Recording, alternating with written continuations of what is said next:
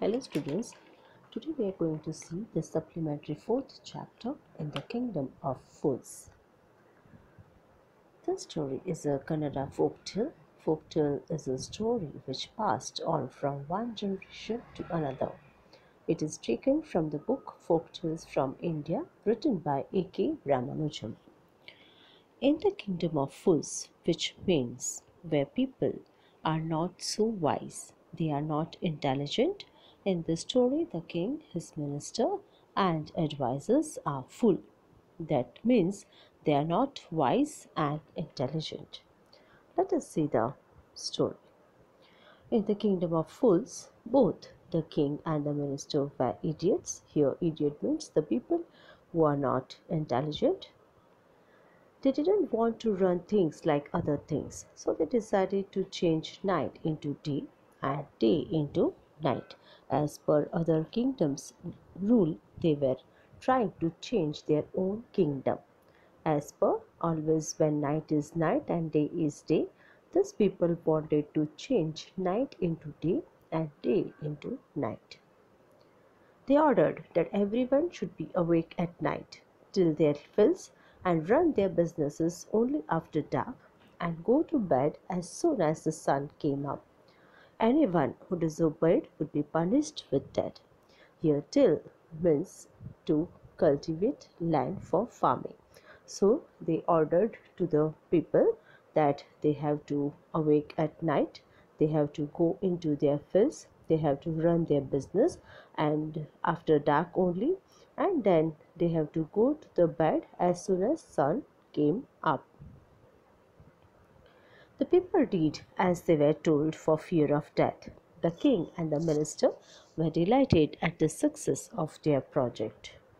One day, a guru and his disciple arrived in the city.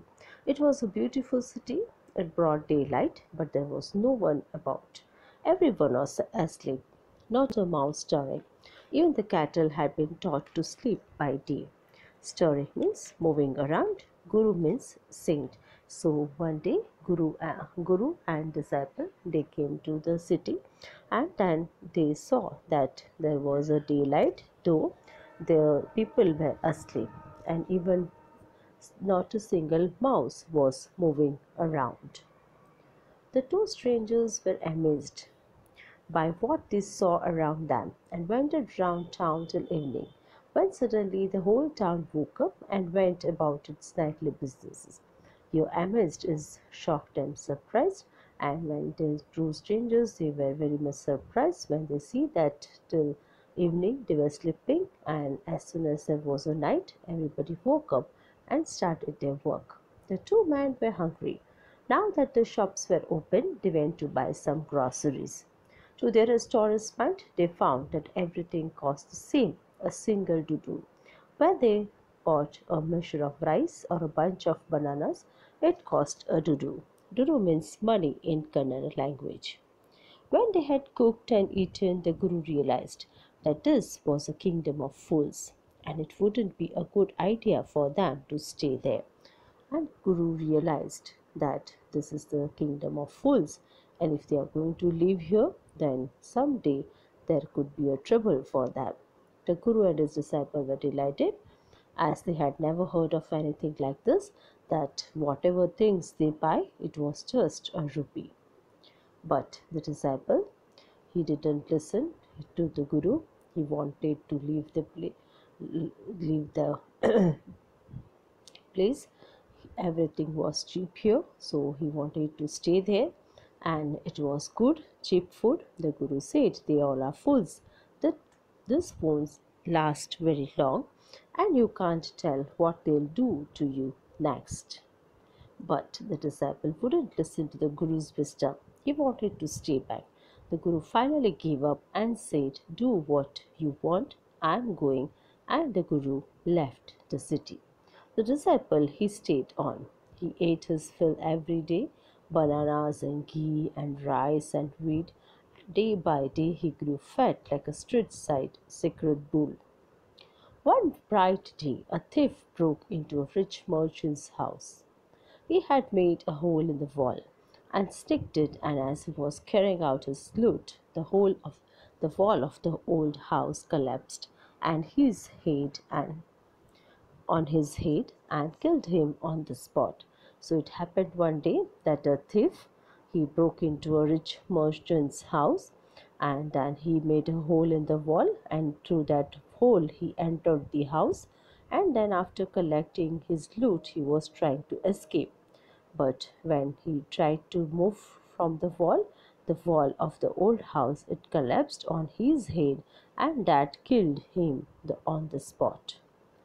His brother ran to the king and complained, "Your Highness, when my brother was pursuing his ancient trade, a wall fell on him and killed him. This merchant is to be blamed. He should have built a good strong wall.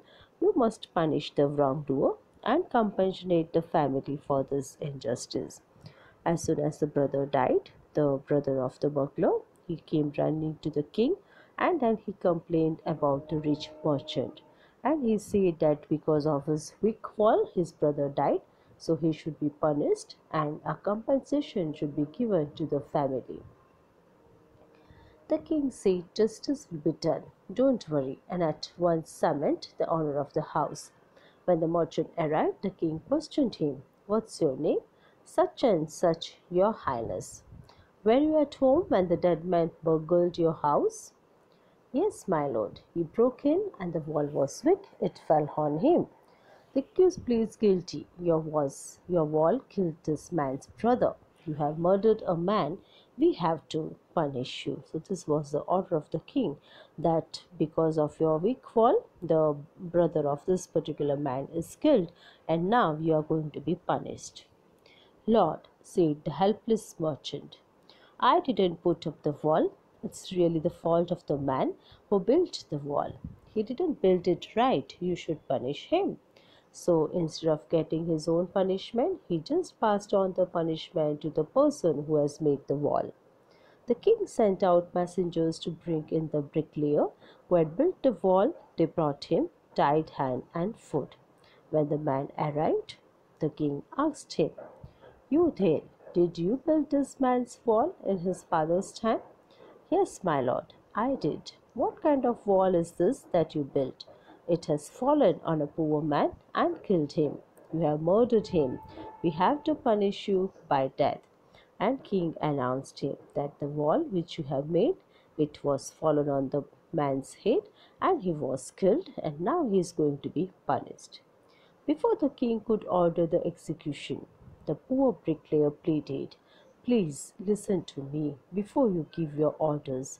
It's true I built this wall, and it was no good, but that was because my mind was not on it." Now he started requesting the king that before you give your order, please listen to me. When I was making the wall, my mind was not with me. I remember very well a dancing girl who was going up and down that street all day with her anklets jingling, and I couldn't keep my eyes or my mind on the wall I was building. "We must get that dancing girl. I know where she lives." And here he made the excuse that when he was making the wall, one particular dancing girl was going up and down that street all day, and she was wearing the anklets which was jingling, and because of that jingling sound, the bricklayer was not able to keep concentration on the wall which he was making, and that is why he said that you must get that dancing girl, and he is knowing where that girl lives. "You are right. The case depends. We must look into it. It is not easy to judge such complicated cases. Let's get that dancer, wherever she is." The dancing girl, now an old woman, came trembling to the court. "Yes, my lord, I remember it very well. So you did a walk up and down with your anklets jingling. You were young and you distracted him, so he built a bad wall," the king said. "It has fallen on a poor burglar, and it killed him.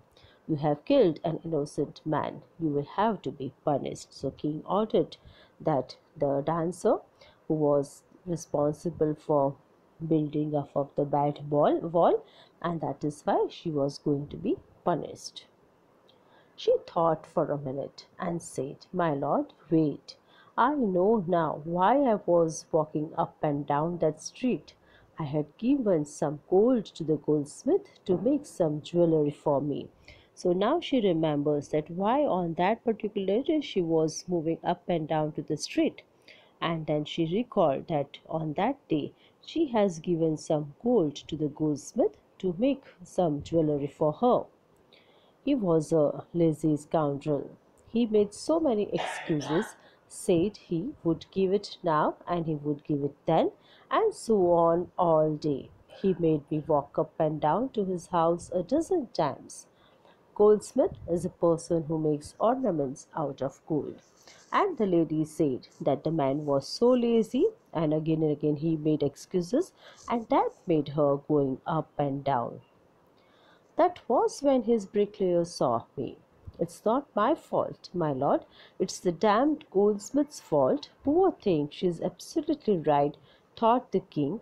"Weighing the evidence, we have got a real culprit at last. Get the goldsmith, wherever he's hiding, at once." And now king ordered to bring the goldsmith into court, because the lady said that because of the goldsmith she was again and again going up and down to the street. The king's bailiff searched for the goldsmith, who was hiding in a corner of his shop. When he heard the accusation against him, he had his own story to tell. Now, when Goldsmith came to know about the story and what was going on in the king's court, he just started making up his mind.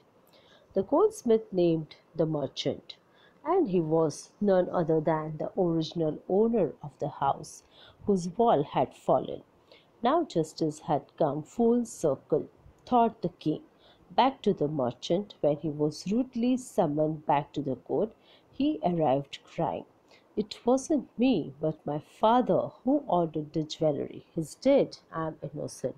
So Goldsmith said that because of the rich merchant, he has to make his ornaments first, and that is why he was not able to make the ornaments of the dancer, and that is why nobody is responsible, only the rich merchant is responsible.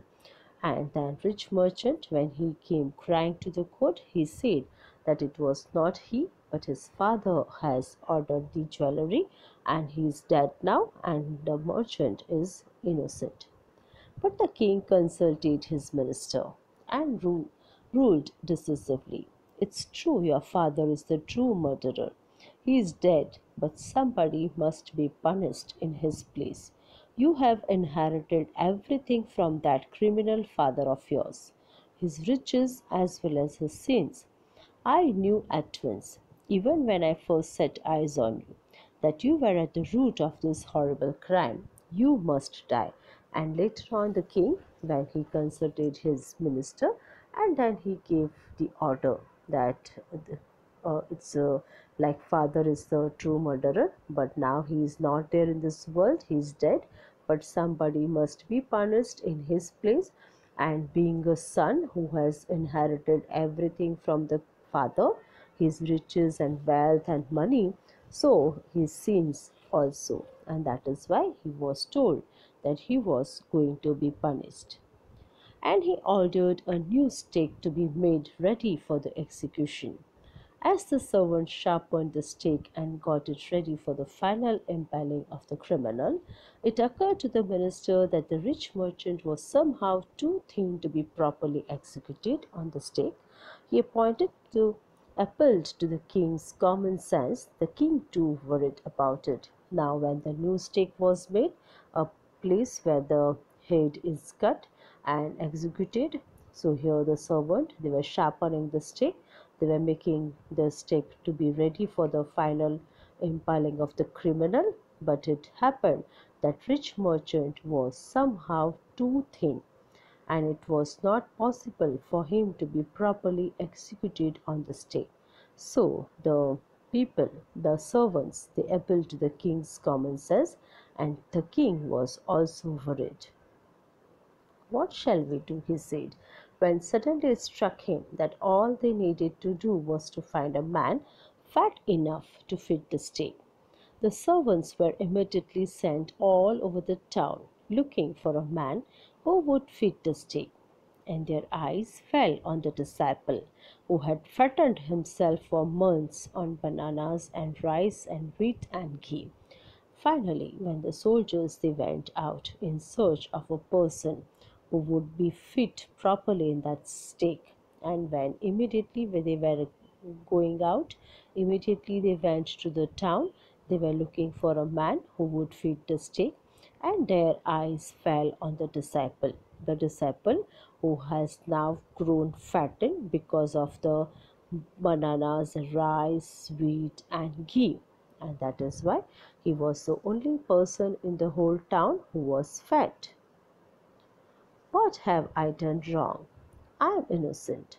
I am a sannyasi, he cried. That may be true, but it's the royal decree that we should find a man fat enough to fit the stake, they said, and carried him to the place of execution. Now the soldiers forcibly took the uh, disciple, and he was crying that I am innocent and I am sannyasi, but they were not ready to listen because it was the king's order, and they have to find out a fat man to be fit enough to the stake, and then they carried him to the place of execution.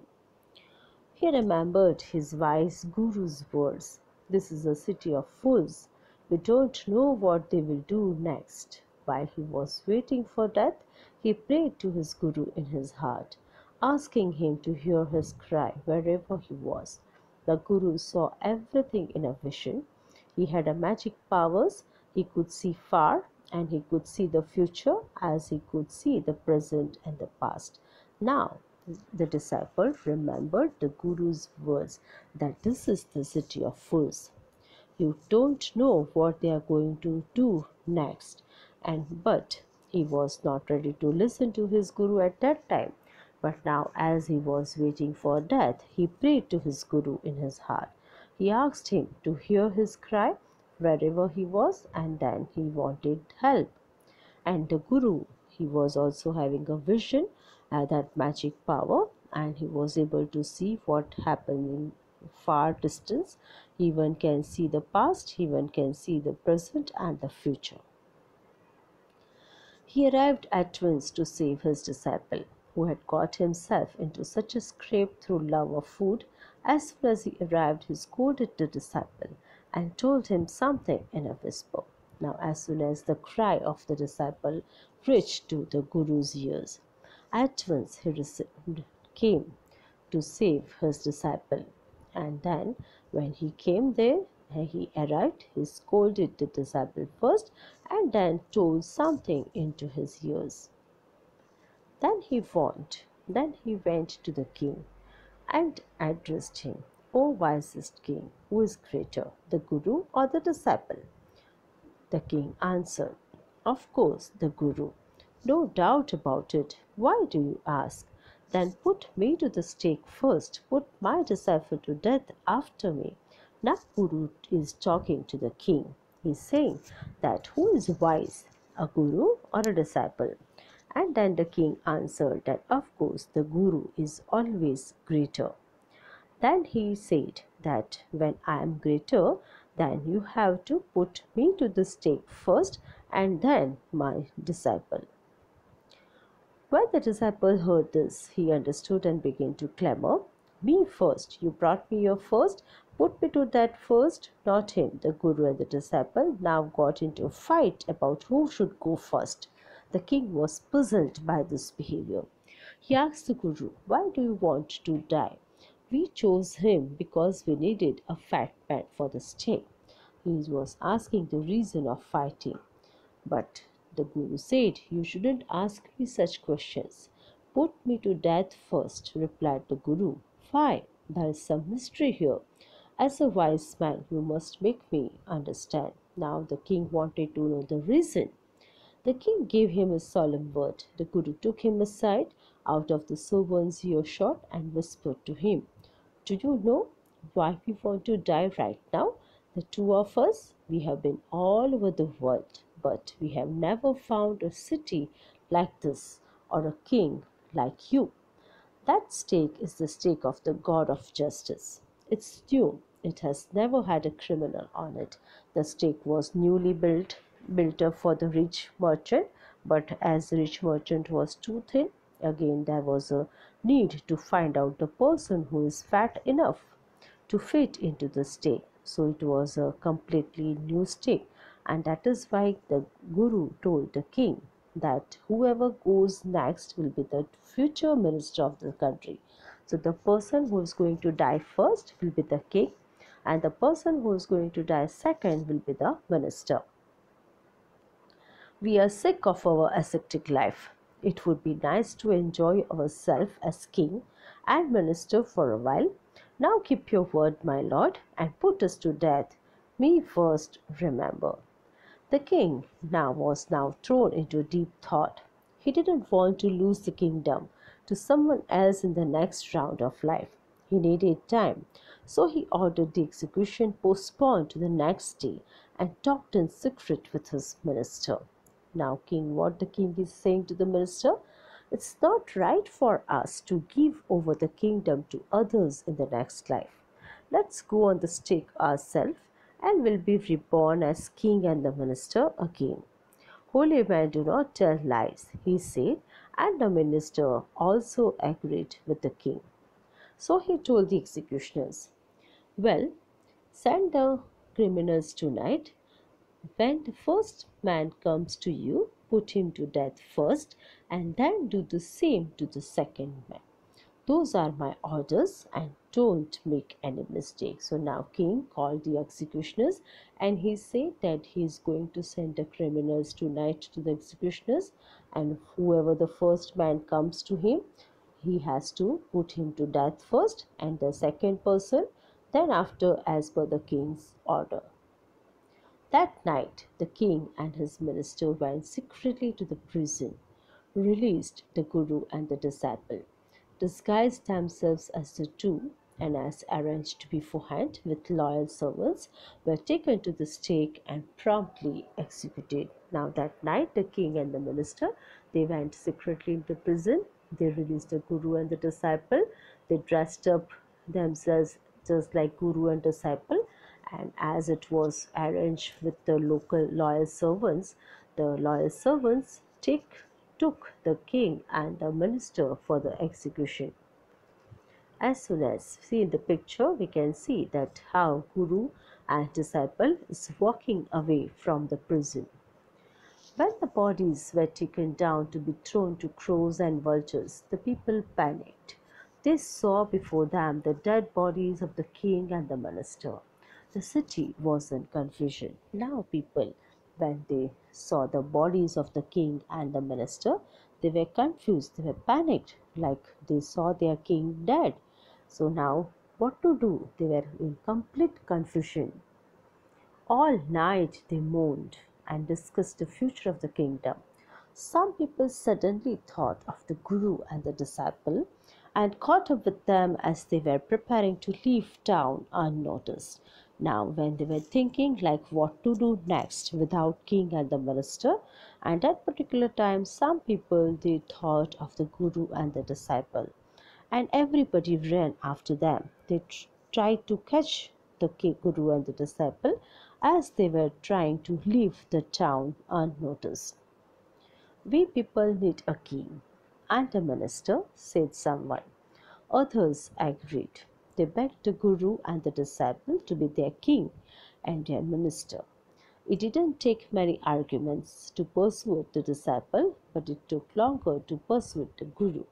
Here, persuade means to convince. So, king and minister, people wanted the Guru and disciple to take the place of king and disciple, and it was very easy for the people to convince the disciple, but it took a long time to persuade the Guru.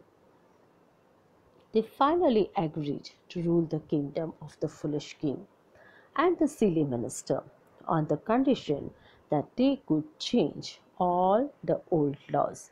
Now finally both Guru and disciple they agreed that they will rule the kingdom of the foolish king and the silly minister, but only one condition, that they are going to change all the old laws.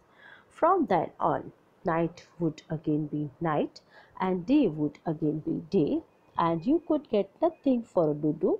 It become like any other place. So now guru and disciple, as soon as they become king and minister, they change the old laws.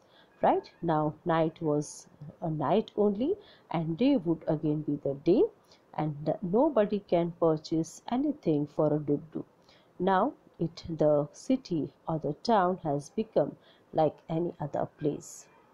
I hope you have understood the chapter. Once again, read the chapter, see the meanings, and try to understand. Thank you.